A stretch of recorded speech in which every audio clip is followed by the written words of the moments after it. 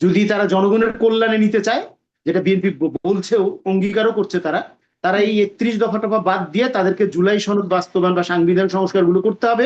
নারীরা যা ভোটে এবার বিপ্লব ঘটিয়েছে, অধিকাংশ ভোট জামাতের বিপক্ষে গেছে, নারীদের ভোট। জামাত নিজেও জানে যে তারা আসলে মানে 100-র উপরে সিট পাবে না, এটা তারা জানে। বিএনপির নির্বাচন মুখী হওয়ার অনেক দেরিতে হয়েছে, কিন্তু জামাতের নির্বাচন মুখীনতা কিন্তু 5ই আগস্টের পর থেকে। গত 10 বছরে রাষ্ট্রীয় সিস্টেম গুলো, তার মধ্যে শিক্ষা পড়ে, অর্থনীতি পড়ে, তোমার আরো অনেক স্বাস্থ্যনীতি পড়ে, এই জায়গাগুলো এমন ভাবে দুর্বৃত্তায়িত করে ফেলা হয়েছে যেখানে একজন সৎ ব্যক্তিরও কিছু করার নাই, আসলে একজন দক্ষ ব্যক্তিরও গিয়ে কিছু করার নাই।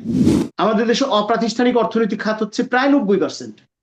এই 90% অর্থনৈতিক খাতকে তুমি কিভাবে অ্যাকোমোডেট করবা, কিভাবে প্রাতিষ্ঠানিকীকরণ করবে? তত্ত্বাবধায়ক সরকার জনগণের অভিপ্রায়ের সরকার হিসেবে এটা আইনি ভিত্তি দিয়ে দিয়েছে।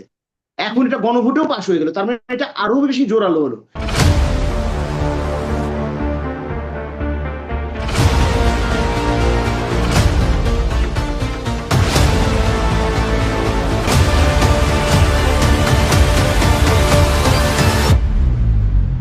সার্বিক বিবেচনায় নির্বাচন কেমন হলো, ভোট কেমন হলো? আসলে যেটা হচ্ছে যে নির্বাচন তো ওই যে আমি অনেক সময় বলি যে সাউথ এশিয়ার নির্বাচনের প্যাটার্ন তো কিছুটা সহিংসতা হতে হয়, কিছুটা দুর্নীতি হতে হয়, অনিয়ম হতে হয়, এগুলো হলো সাউথ এশিয়ার নির্বাচনের একটা প্যাটার্ন। সেই ক্ষেত্রে আমি বলবো গত 17 বছরে 16 বছরে যে ধরনের নির্বাচনগুলো আমরা দেখেছি, বিশেষ করে গত 10 বছরে 2 টার্মে, সেগুলো কোনো নির্বাচন হয়নি। যে কারণে মানুষের মধ্যে একটি সাংঘাতিক রকমের আকাঙ্ক্ষা ছিল যেটা ভালো নির্বাচন, একটা সুষ্ঠু নির্বাচন, একটা শান্তিপূর্ণ নির্বাচন, এবং সবাই যেন গিয়ে মানে নিরাপত্তার সাথে ভোটটা দিয়ে আসতে পারে। তার ভোট আগে হয়ে গিয়েছে, কেউ দিয়ে দিয়েছে, এই ধরনের অভিযোগ যেন কেউ না করে, এরকম একটা প্রত্যাশা ছিল। সেই প্রত্যাশাটা পূরণ হয়েছে মানুষের। আসলে আমি বলবো সেই ক্ষেত্রে একটি ভালো নির্বাচন হয়েছে। এবং সেখানে আহ যেটা জামাত ইসলাম গত 1.5-2 মাসে, বিশেষ করে 1.5-2 মাসে যে হাইপ তুলেছিল, বিশেষ করে সোশ্যাল মিডিয়াতে, যে তারা আসলে টু থার্ড মেজরিটি পাবে, বা তারা বিভিন্ন ভাবে মানে এক ধরনের মানুষের মনস্তাত্ত্বিক জায়গাটাতে তারা সাংঘাতিক ভাবে হ্যামার করছিল। যেটা তাদের একটা কৌশল বটে। জামাত তো এই ধরনের কৌশল নেয় যে মনস্তত্ত্বে আঘাত করে তাদের নিজেদের পক্ষে নিয়ে যাওয়া, তাদের মানুষের মতামতকে। সেই জায়গাটা জামাত আমি বলবো যে কিছুটা হলো সফল হয়েছে। আহ, আর এই সফলতার পেছনে জামাতেরই গেল 2 মাসের যে, বিশেষ করে 5ই আগস্টের পর থেকেই জামাত তো আসলে নির্বাচনমুখী একটা রাজনীতি করেছে, যে যেটা বিএনপি আসলে করে নাই। বিএনপি অনেক পরে এসে তাদের একটা দোদুল্যমানতা ছিল, তারেক যে আসতে পারবে কিনা, আসলেও কিভাবে আসবে, এরকম তাদের দলের মধ্যে একটা দোদুল্যমানতা ছিল। আর দলটি গত 16 বছরে সাংঘাতিকভাবে নির্যাতিত, নিপীড়িত, এবং কি বলবো যে একটা বিপর্যস্ত অবস্থায় ছিল দলটি, যে কারণে তারা নির্বাচনমুখী হতে পারে নাই, যেই অ্যাডভান্টেজটা জামাত নিয়েছে। আমি আসলে জানতে আচ্ছা, চাচ্ছি যে এই যে নারী ভোটার বা অন্যদের মধ্যে উৎসাহ উদ্দীপনা কেমন দেখেছেন, এবং আহ, মানে কোন যে পরিমাণ ভোট পড়েছে, দ্যাট মিনস হলো জি, জি, জি। 59.44% ভোট, হ্যাঁ, হ্যাঁ। এইটা এটাকে আপনি কিভাবে দেখছেন? আসলে নারীদের বিরুদ্ধে জামাত যে অবস্থানটা নিয়েছিল সারা দেশে, সেই ক্ষেত্রে আমাদের দেশের মানে অধিকাংশ নারী জামাতের এই অবস্থানটাকে নিতে পারে নাই। এবং আমি বলবো যে নারীরা যা ভোটে এবার বিপ্লব ঘটিয়েছে, অধিকাংশ ভোট জামাতের বিপক্ষে গেছে, নারীদের ভোট। নারীদের ভোটটি আসলে বিএনপি কে জিতিয়ে দিয়েছে, বা বিএনপি কে এই ল্যান্ডস্লাইড ভিক্টরি দিকে নিয়ে গেছে। জামাতকে তারা ভোট দেয়নি, কারণ নারীরা খুবই আতঙ্কে ছিল জামাত আসলে তারা মানে স্বচ্ছন্দভাবে চলাচল করতে পারবে না, তারা এক ধরনের মোরাল পুলিশিং এর শিকার হবে।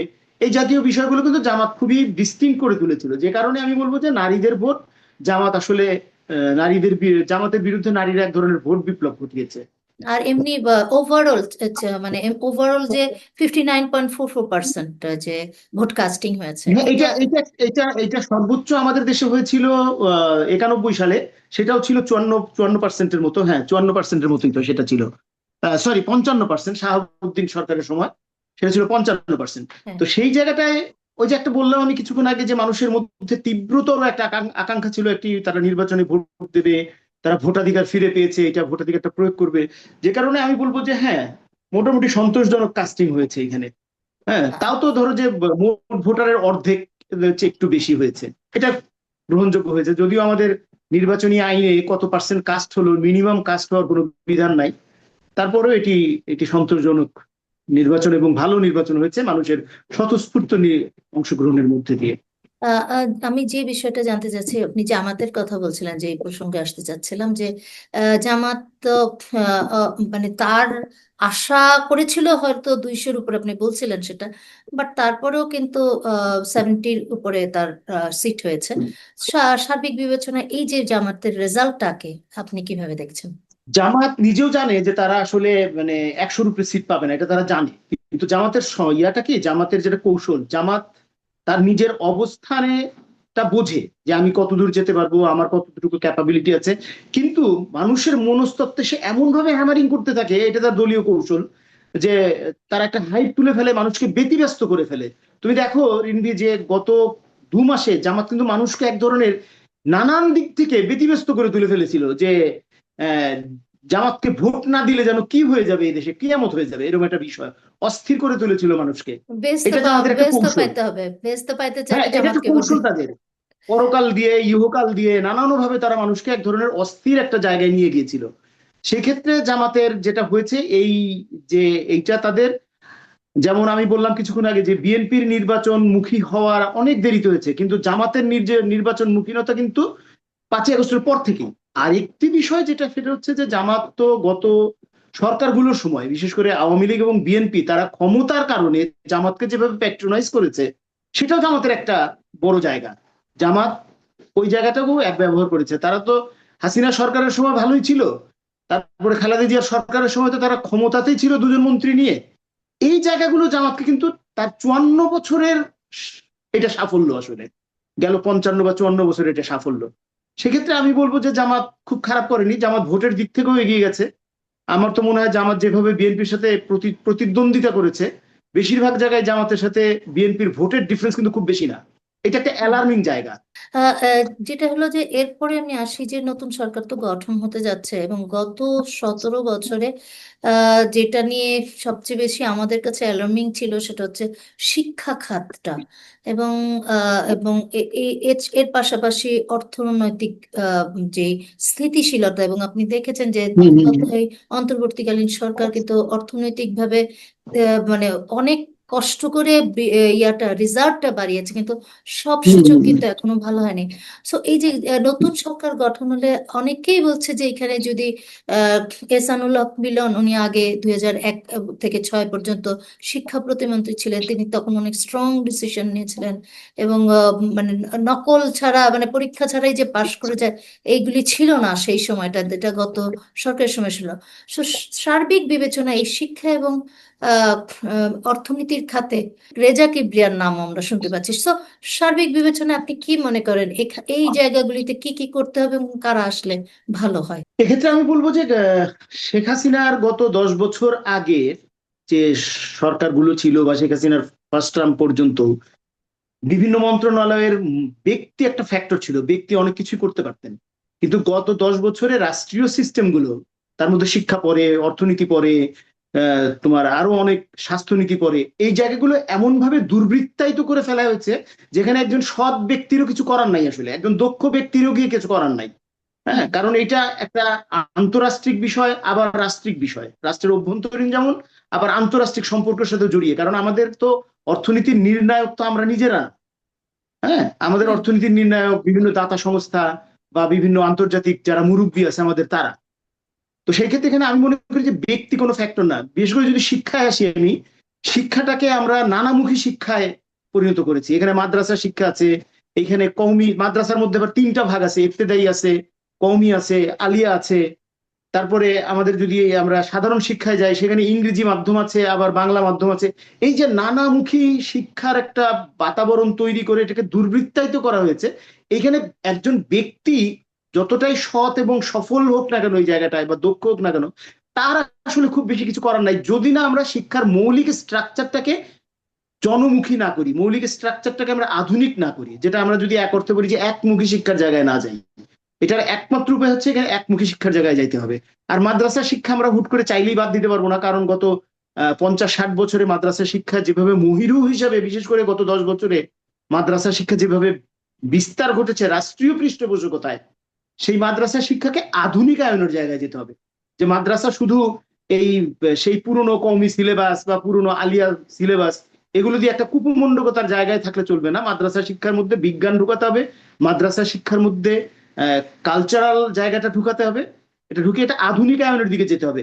অর্থনীতির ক্ষেত্রে যদি ধরি, অর্থনীতিতে একটা ভঙ্গুর অবস্থা আমাদের, কারণ আমরা প্রায় 32 লক্ষ কোটি টাকার মতো পাচার হয়ে গেছে এই জায়গা থেকে গত 10 বছরে 15 বছরে।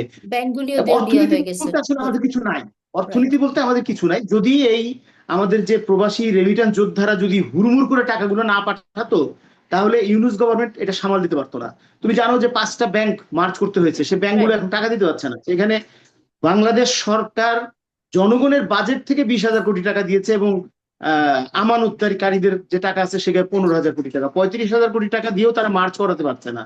তো এই যে জায়গাটা, এটা একটা বিরাট চ্যালেঞ্জ, কারণ অর্থনীতির সাথে আছে প্রাতিষ্ঠানিক এবং অপ্রাতিষ্ঠানিক খাত। আমাদের দেশে অপ্রাতিষ্ঠানিক অর্থনৈতিক খাত হচ্ছে প্রায় 90%। হুম। এই 90% অর্থনৈতিক খাতকে তুমি কিভাবে অ্যাকোমোডেট করবা, কিভাবে প্রাতিষ্ঠানিকীকরণ করবে? তো এই জায়গাগুলো কিন্তু বিশাল একটা চ্যালেঞ্জের বিষয়।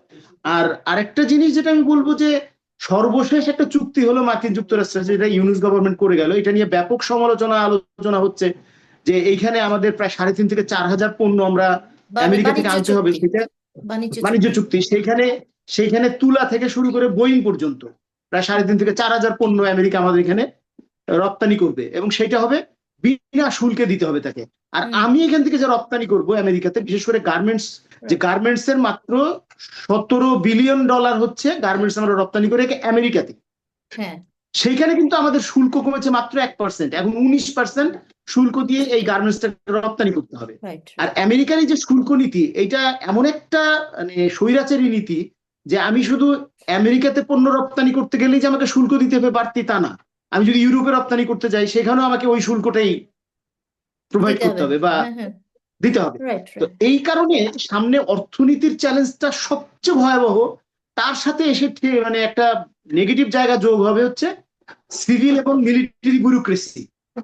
সিভিল এবং মিলিটারি ব্যুরোক্রেসির পেছনে যে পরিমাণ টাকা গভর্নমেন্ট ইনভেস্ট করেছে গত 10 বছরে, তাদের বেতন ভাতা অন্যান্য সুযোগ সুবিধা, তুমি হয়তো জানো যে 2024-এর একটা পরিসংখ্যান আমি জানি, যে বাংলাদেশের মানুষের রাজস্বে 1 টাকার 41 পয়সা তাদের বেতন ভাতায় ব্যয়।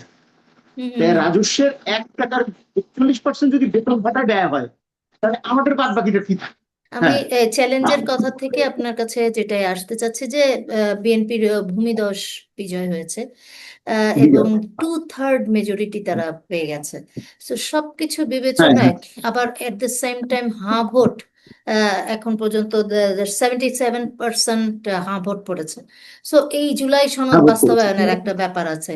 তো সেই ক্ষেত্রে মানে বিএনপির সামনে চ্যালেঞ্জগুলি কি, বা তারা কি এটা না মেনে যেতে পারে? সেই ক্ষেত্রে ভূমিধস বিজয়টা কি দেশের জন্য ভালো হলো নাকি মন্দ হলো?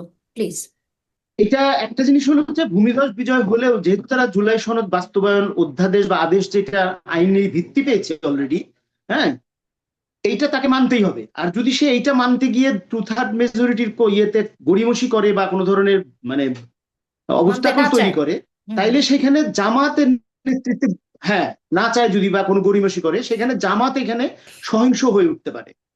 সমূহ হুম, আশঙ্কা আছে এখানে। হুম, হুম, হুম। জামাত সেখানে সহিংস হয়ে উঠবে এবং এটা মানতে বাধ্য করবে বিএনপিকে। যদি না মানে রাস্তার আন্দোলনে জামাত যাবে, এটা অবধারিত। শুধু হুম। জামাত না, অন্য যারাও ইয়া করেছে, কি বলে, জুলাই সনদ চায়, জুলাই সনদের বাস্তবায়ন চায়। কারণ এটা এনসিপি। অলরেডি কিন্তু তত্ত্বাবধায়ক সরকার জনগণের অভিপ্রায়ের সরকার হিসেবে এটা একটা আইনি ভিত্তি দিয়ে দিয়েছে। এখন এটা গণভোটেও পাশ হয়ে গেল, তার মানে এটা আরো বেশি জোরালো হলো। যদিও বিএনপির আমি দুপুর হ্যাঁ, বেলা 12টা 12:30টার দিকে খন্দকার মোশাররফ বলছিলেন যে আমরা 31 দফা সংস্কার কর্মসূচি বাস্তবায়ন করব, কিন্তু 31 দফার এখন আর কোনো ভ্যালিডিটি নাই, যখন তুমি জুলাই সনদ বাস্তবায়ন অধ্যাদেশে বা আদেশে সিগনেচার করে ফেলেছো বা এটাকে গণভোটে এটা পাশ হয়ে গেছে। হুম, হুম, তোমাকে আর 31 দফা যাওয়ার কোনো সুযোগ নাই। তুমি হুম। সাংবিধানিক সংস্কারের ক্ষেত্রে জুলাই সনদ বাস্তবায়ন অধ্যাদেশের বাইরে যাওয়ার আর কোনো স্কোপই নাই, যে 2/3 আসুক বা 14/3 আসুক, এটা ম্যাটার করে না। তাকে হুম। জুলাই সনদ বাস্তবায়ন অধ্যাদেশ বা সাংবিধানিক সংস্কারটা করতেই হবে আসলে। তাহলে এক কথায় আমরা কি বলতে পারছি যে আগামীর দেশটা কিরকম হতে যাচ্ছে, বা চ্যালেঞ্জগুলো ছোট্ট করে যদি বলেন একদম। আগামী দেশটা, বিএনপি যদি পুরনো ভুলগুলো থেকে শিক্ষা না নেয়, হ্যাঁ, তারা যদি আবারও ভুল করে, তারা একটা গিরিখাতে পড়বে, আর এই গিরিখাতটা জনগণের জন্য দুর্বিষহ হয়ে উঠবে। এই রাষ্ট্রটি যদি তারা জনগণের কল্যাণে নিতে চায়, যেটা বিএনপি বলছেও, অঙ্গীকারও করছে, তারা তারা এই 31 দফা টফা বাদ দিয়ে তাদেরকে জুলাই সনদ বাস্তবায়ন বা সাংবিধানিক সংস্কারগুলো করতে হবে। কারণ এটা তারা অলরেডি আইনি ভিত্তিও স্বীকার করেছে, প্লাস তারা গণভোটে জিতিয়ে দিয়েছে এটাকে, এবং বিএনপি চেয়ারপারসন নিজেই হা ভোটের কল দিয়েছিল জনগণের কাছে। আচ্ছা। তার মানে তারা এটা চায়, এটা তাদেরকে নিতে হবে। হুম সো দ্যাট হুম এর বিকল্প বিএনপির সামনে আর কিচ্ছু নাই। বিকল্প যদি চিন্তা করে বিএনপিকে খেসারত দিতে হবে এটা, বা বিএনপি আবারও সেই গাড্ডায় পড়ে যাবে। হুম।